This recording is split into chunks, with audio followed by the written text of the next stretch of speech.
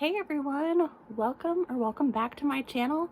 I'm Danielle, aka D the Biblio, and today I'm going to be doing my January wrap-up. Can you believe it's January 30th already? Because I can't. This month has gone by so fast. So just to catch you all up a little bit, I know in my TBR video that I posted earlier this month, I said I was going to try to post a lot more this month. I had so many plans for so many things, and then I got COVID. So I tested positive on the 5th after having symptoms for a few days, and I was pretty much down for the count for like 2 weeks. So I did get a lot of reading done. I read mostly with my ears because reading with my eyes was giving me a headache, but I read a lot this month, and a lot of really good ones too. So without further ado, let's get into it. So I have my reading journal here, and I'm going to be going through that. So if I'm looking down, I apologize. I am just reading from my reading journal so that I make sure that everything's in order, and I'm giving you all the best information that I have. So, the first book that I read this month was The Cabin by Jasinda Wilder. I'm going to put it up over here. This I actually read in one day on January 1st, and it was a little outside of my comfort zone. It was a romance for my friend Jacqueline's Patreon book club, so we all read this together. It's a story about a woman whose husband dies, and he's a writer, and he tries to make her love life better after his passing. So yeah, if that sounds good to you, give it a read. I gave it 4 stars. I'm actually thinking about bumping it down a little bit to 3.5 stars. I did enjoy reading it, but the premise was just, yeah, it was something. The premise was a little strange and very unbelievable. But anyway, it was good though, and I did cry, so. The next book that I read, I went and got it from the kitchen. I read No Exit for Winterween. This was actually a reread for me, and I loved it even more the second time. There is so much foreshadowing in this that I didn't pick up on the first time, because obviously I didn't know the end, but now I do, and it was even better. For those of you who don't know, this is a book about a girl who is traveling home to see her mom, who is very ill. She's in a snowstorm, and it gets to the point where she can no longer traverse carefully, so she stops at a rest stop, and the most horrific story happens from there. So she finds that one of the passengers, who is also stopped at this rest stop, has a little girl trapped in a cage in his backseat. So yeah, it's gruesome, it's gory, it's fun, it's a really good read, it's quick. Both times I've read this, I read it in one sitting, so definitely recommend. 5 stars again, just in case. So the next book that I read was also for Winterween, and that was Sometimes I Lie by Alice Feeney. I decided to read this one for the prompt that gives you thrills and chills, because I didn't think I would be able to finish The Stand in one day, especially considering that I had COVID. So I ended up reading this one instead. This is about a woman who is in a coma, and her mind is active, so she can hear everybody around her and see them, but she can't move. And she's trying to understand what happened, but it says right at the very beginning that she may be an unreliable narrator. So it was very good. This is my second Alice Feeney novel. I read Rock, Paper, Scissors last month or the month before, and I really enjoyed it. I gave that one 4 stars. I gave this one 4 stars. I enjoyed it. Yeah. And I got this one as a gift last Christmas from my friend Jacqueline, the same one who I did the buddy read for at the beginning of the month. So, yes. But yeah, 4 stars, and I would recommend this to any new thriller readers if you're looking for a psychological thriller that you can just sink your teeth into and read it very quickly. So, yes, Sometimes I Lie by Alice Feeney. The next book that I read for Winterween was also by Alice Feeney. It was His and Hers, so I'm going to put that up here because I don't own it. I just listened to the audiobook on my library app. This one is another thriller. So this one is about a death in a small town, and the police officer investigating it, reporter who's reporting on it. I don't want to give any spoilers, so I'm not going to say anything more. But it was a pretty good story. As I was reading it, I was hearing a lot of the same sort of tropes and character flaws as in Sometimes I Lie and Rock, Paper, Scissors. So I think for that reason it fell a little short for me. I gave it 3.5. I don't know what happened there, but a bunch of that video just got deleted. Yay! So His and Hers, I gave it 3.5 stars. I will likely reread this to see if I give it more of a higher rating, giving it a bit of a break between Alice Feeney's books. So yeah, we'll see. So I know this is getting kind of long, so I'm gonna try to speed it up a little bit. The next book that I read, this is book number 5, is Near the Bone by Christina Henry. I'm going to put that up here as well because I don't own a physical copy.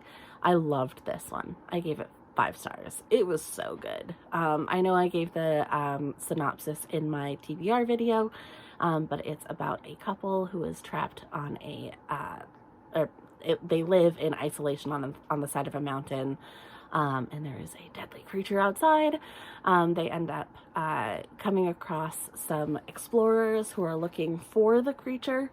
And it's so good. I have seen a couple of review videos on this giving it lower ratings. I can understand that. But I think because I listened to it instead of read it with my eyes, I think I liked it a lot more than I probably would have. So, yeah, I read this for Winterween. It was awesome. I'm definitely going to be rereading this one. So the next book that I read, In the Woods by Tana French. I really enjoyed this one. Kinda. I did enjoy it, but it wasn't the greatest piece of mystery.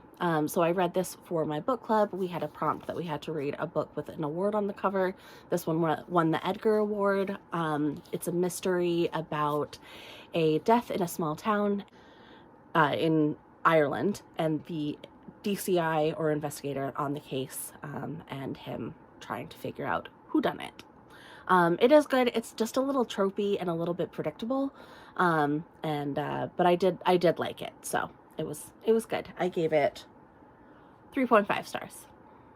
So I will definitely read more from this author because I did like her voice, which was good. Book number 7. Well, we'll call it 6.5, 6.25. I read the titular novella from If It Bleeds, which is a collection of short stories or novellas by Stephen King. There is a bookmark in this one on purpose because that's where If It Bleeds starts, so I want to know how far I have to read before I get to that one, and then there's one at the end. I've heard that the iPhone story is even better than If It Bleeds. If you are interested in this, make sure you read The Outsider first. This is a continuation of that story, and it has spoilers for The Outsider and for Mr. Mercedes, so read those first. I don't want to rate this one until I finish the other 3 because I feel like it's a package deal. I'm also not counting this as finished until I finish the other 3, but I'm hoping to do that in the next couple of months here. So, but the If It Bleeds story was very good. The next book that I read The Stand. I read all 1,440 pages because I restarted it because I wanted to say that I read the whole thing in 1 month. But yes, this book was very good. I would definitely recommend this to horror lovers. I feel like this is one of King's strongest works. However, I only gave it 4 stars because it's long. It's way too long. I feel like this could have been even better if it was 1,000 pages, 900, 800. There was a lot of storylines that didn't quite have any bearing on the outcome. that I feel like could have been shortened. I mean, I don't know. I did enjoy it though. I loved the miniseries that CBS did, and it was very good. I definitely would recommend this if somebody has some time to spare. Book number 8 that I read, The Ruins by Scott Smith. This book, there's a lot of body horror in here. It's gory, it's gross, it's good. I really enjoyed it. I want to watch the movie now. This is about a group of people who go to Mexico, and they come across this person, and then they go with him to try to find his brother, who is exploring some ruins nearby, and they encounter some flesh-eating vines. It's gross, but it's so good. I gave this one 4.5 stars. I really enjoyed the reading of this, so would recommend. All right, we're almost there, because the next ones I'm gonna do in a lump instead of going through them one by one, because I read the entire Stalking Jack the Ripper series by Kerri Maniscalco. Yeah, so I read Stalking Jack the Ripper, Hunting Prince Dracula, Escaping from Houdini, and Capturing the Devil, all within a week this month, and I enjoyed every minute of it. So it follows Audrey Rose Wadsworth, and her uncle and her dad and her brother, and her uncle's apprentice, Thomas Cresswell. I love Thomas Cresswell. And their journeys through time. Well, it's not really through time because they're not time traveling, but you feel like you're time traveling following this story. It was so good. Stalking Jack the Ripper introduces you to them, and also the 1880s England, where Jack the Ripper is running wild. And so she works for her uncle with Thomas, and they do autopsies on the bodies, and that part's a little bit gross, but it's just a fantastically woven story, in my opinion. The first one, I gave it 4.5 stars. The second one, which was Hunting Prince Dracula, I gave 5 stars. I liked it even more than the first, if that's possible. They go to Dracula's castle, and it's just, oh, it's so good. The third one, Escaping from Houdini, takes place on a boat. And this one I felt like was the weakest of the 4. I felt like the main character made some very out of character decisions, and I didn't really enjoy that. It felt like kind of filler so that the last one wasn't as predictable. But I mean, I enjoyed it, but it just wasn't the best one. And then the last one, Capturing the Devil, was the best one in my opinion. They are, oh, it's so good. It mirrors the H.H. Holmes story at Chicago's World's Fair, and it's just, it was so good. It was so good. The whole series was good. I would recommend this to anybody who likes historical fiction, romance, a little bit of gore, you know, the what if story of what if Jack the Ripper was somebody who it wasn't, or what if it was solved, kind of, sort of, before the world knew it was solved. And it was very good. I really enjoyed the series. I want to buy it so that I can own a copy and reread it all the time, because this was just, yeah, it was so good. The next one, book number 13 that I finished this month, I don't think I actually said how many I read, but it's gonna be a surprise at the end, I guess. Was The Shuddering by Ania Ahlborn. This follows a group of people who are on a ski holiday. Brother and sister and her friend and his friend's fiance, and they are in a remote cabin, and a lot of death. This one was good, but I felt like it was very repetitive, and it was really hard to keep track of who the characters were. The only character that really stuck out in my mind was the friend's fiance, because she was different from everybody else, and they kept pointing out her differences. But everybody else, I was like, wait, who's that? And I kept forgetting and having to like go back. So this one, I gave it 4 stars. I did enjoy the time that I spent listening to it, but it just wasn't, it won't make my top 10 if that means anything. So the next one that I read was my book number 14 of the year and the month, and that was Spilled Milk. And this is based on a true story. It's by K.L. Randis. I'll put it up here. I don't own this one either, but I am going to order it from her. I follow her on TikTok now. This book, it's first person from her perspective about her life growing up and overcoming. I mean, her dad abused her brothers and her sister and her family, and he sexually abused her, and it was so sad. But it was so good at the same time, and I follow her on TikTok, and she's an inspiration. She's just amazing. I would absolutely recommend this if you haven't already. Check it out. It was so good. It was so good. I gave this one 5 stars. I would give it more if I could. It was haunting. It was harrowing. I cried. I laughed. It was everything. It was everything. So I think that was the best book that I read this month. Book number 15 was Night of the Mannequins by Stephen Graham Jones. This is a short story. It's only 136 pages. It could have been longer. If it was longer, I likely would have enjoyed it more, because I felt like the way it was told was very choppy, and he tried to do a lot with a little, and I felt like there was a lot of gaps in things that I was like, wait, what happened to this? And I thought this was summertime, and how are we, what's going I don't know. I just felt like it was very disjointed in a way. That's just my opinion. I do love Stephen Graham Jones as an author. My Heart is a Chainsaw is one of my favorite books from last year.